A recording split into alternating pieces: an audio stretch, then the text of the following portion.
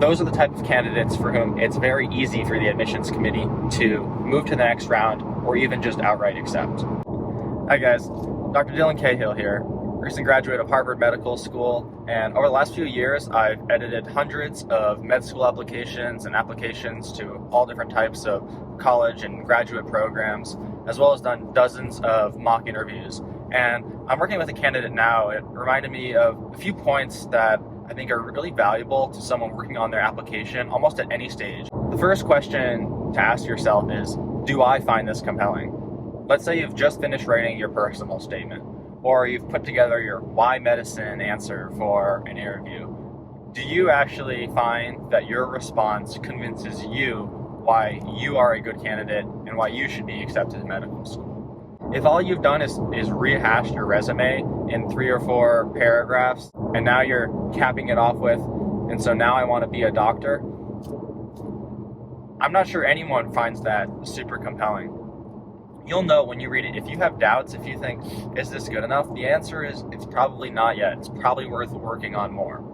Every now and then, I will come across a super polished, well-written essay, very compelling story, and as soon as you finish reading that, you have not a doubt that that candidate is ready for medical school, that they've thought it through, why they want to do it, and they've taken the time to articulate it. You have to think of your essay, or even again a verbal response in an interview, is your opportunity to walk the admissions committee member through the reasons why you deserve to be admitted. And it doesn't have to get all salesy. You don't have to flex and talk about your 1,000 hours of volunteering. It's more about crafting a story where it's clear that you understand what this sacrifice entails and can string together the life experiences that led you to that conclusion. The second related piece is, if anyone else could say it, it's probably not worth saying. This is one of the big things that I look for when in essays, or when people are giving an answer to a why medicine, or even a tell me about yourself kind of thing. If all you have to say is the most generic response that anyone else applying to medical school that year could say, odds are the admissions committee member is not going to be too swayed by it. So let's say you love science, you're a biology major. Great. Those are practically prerequisites of going to medical school. But if that is more than just a brief mention in your application, you're probably giving it way too much space. It's not that you have to be unique in absolutely everything you say, in everything you do. Just know that when they're looking to differentiate 10 candidates who have just had their applications reviewed in the last week, if 2 or 3 of the points that you chose to write in the limited space you have, your essays or responses again in interviews, are the kind of general, I had great experiences shadowing and volunteering, and I love science, and I'm committed to lifelong learning, guess what? You've pretty much failed at differentiating yourself to any extent, and it's going to be hard, honestly, for the admissions committee to put together a case of why you, in fact, deserve to be admitted over the others. But let me give you a quick example of how you do differentiate yourself. Think of any unique twist that only you can say. So I gave the example of volunteering. That's not to say that you shouldn't mention clinical volunteering in a hospital, but maybe, for example, not only did you volunteer in a hospital, but you stuck with that position for 2 years. In your whole second year, you trained new volunteers at the department.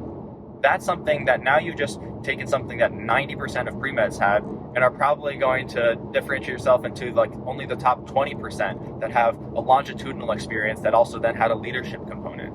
And maybe instead of doing research, you can actually talk in some detail about the exact project that you led yourself, that you came up with the hypotheses, that you developed the different experiments that you're going to do, and then presented at even a school conference. These are the kind of ways that you set yourself apart.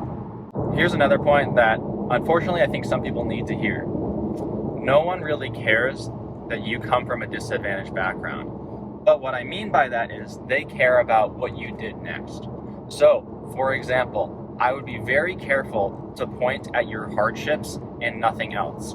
To reference, for example, your race, ethnicity, or your disadvantaged socioeconomic status as sort of a woe me and I never had the opportunities, but trust me, if I get this break, if I get into your school, I will make the most of it. Unfortunately, again, that's not super compelling.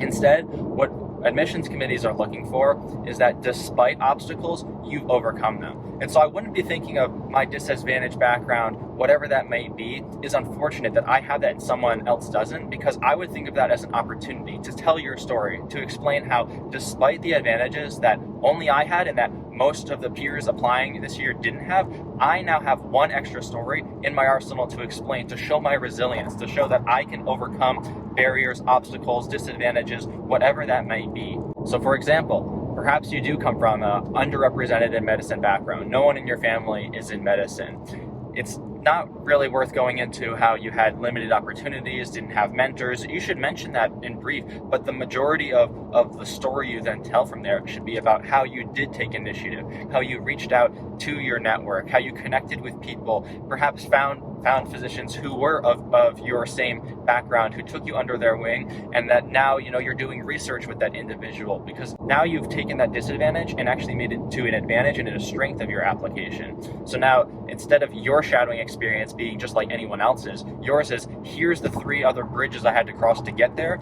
and then how I made the most of it when I got there. And that's something, again, that only you can tell, and the kind of story that you can really own to turn into a strength of your application. So keep that in mind regarding any sort of disadvantages.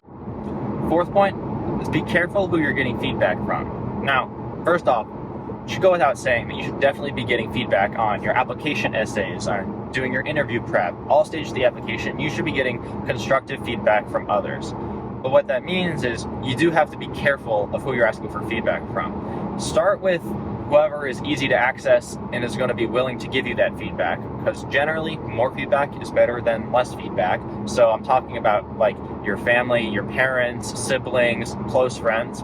But also that's where you just want to be a little bit careful that their feedback is a quick starting point, but if they really love you and care about you, they might sugarcoat the feedback just a little bit.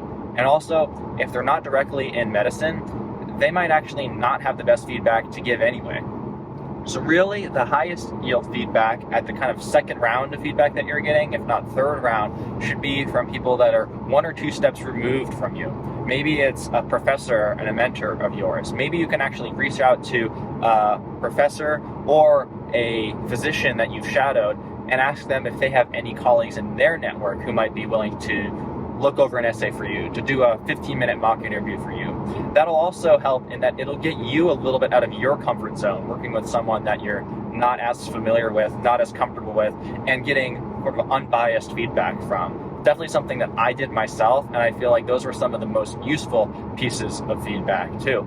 For example, in one mock interview I did with one physician, he told me about some movements of my hands that I was doing. I think he even said I did air quotes 3 times in a mock interview, and that was good to know so that I could eliminate that for future interviews. But it's also the kind of thing that if I had done that in front of friends or family, maybe that they don't realize and I don't realize that that's just a thing I do, but that someone else is going to find it a little bit weird. Or maybe it was something that I only do because I was a little bit stressed out, and so I'm trying to compensate with some hand movements. Whatever it is, that was just one like very picky detail that only getting an outside kind of third party's perspective helped me to become aware of and then update my performance accordingly. The 5th and last point for this video is you got to know the strengths of your application. This goes back to a few things I've talked about before. One is this whole offense versus defense mindset.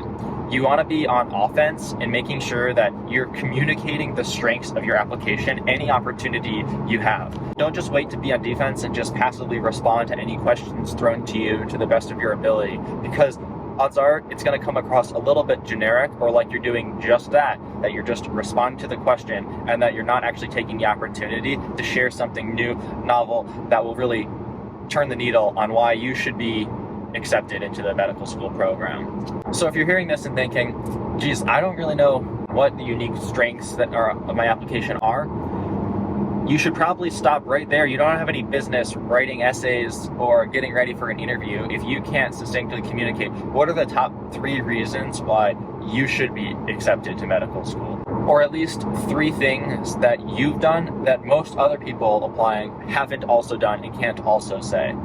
And I'm not talking about something totally wild, the whole cure cancer trope, or spend a whole summer in Africa digging latrines. Remember, it doesn't have to be anything totally crazy. Maybe, for example, you were a varsity athlete for all 4 years of undergrad while a pre-med student. Maybe you were even captain of a varsity team. That would be probably a huge strength of your application and a somewhat unique story that you could tell. Maybe you do have a very strong research background and you're one of the very few applicants who's actually going to have one or more publications in a peer-reviewed journal. That could be something interesting to talk about. One thing for me back when I was applying was I had worked at Boston Children's Hospital in their digital health and innovation department and worked on growing their telemedicine program. This was pre-COVID, before telemedicine was as commonplace as it is nowadays. That was somewhat unique experience that I had turned into a long-time commitment of mine and ended up making for various stories and ways that I could weave it into my application. But no matter who you are and what stage of the application process you're at, you have to truly believe that you do have unique strengths of your application to talk about that others don't have. And again, if you don't know what those are, if they're not obvious to you, take time and think about it. Look over your resume, look back at the classes you've taken and the things you've done. Maybe even ask your friends for what they think differentiates you. Because the more you can kind of craft a whole story around those things, the stronger your application is going to be. If you can really take the time, like I was saying at the beginning of this video, to tell a story, connect the dots, and walk the application reader through why you deserve to be a physician, why you should be admitted to their class, and how you've arrived at that decision yourself in a very critical, logical way, then you'll be so much better off. Those are the type of candidates for whom it's very easy for the admissions committee to move to the next round or even just outright accept. Thanks for listening. Catch you in the next one.